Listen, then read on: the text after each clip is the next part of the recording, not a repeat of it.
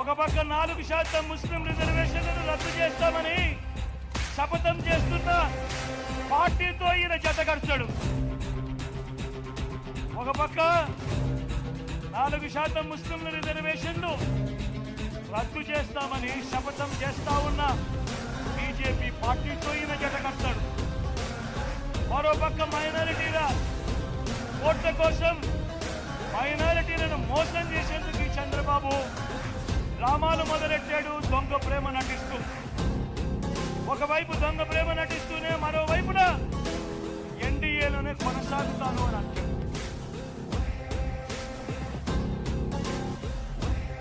నేను అడుగుతా ఉన్నా, ఇంతకన్నా ఊసరి వెళ్ళి రాజకీయాలు ఎక్కడైనా ఉంటాయా అని అడుగుతా ఉన్నా. నేను ఈరోజు ధైర్యంగా చెప్తా ఉన్నా, 6 100 అయినా కానీ 100 6 అయినా కూడా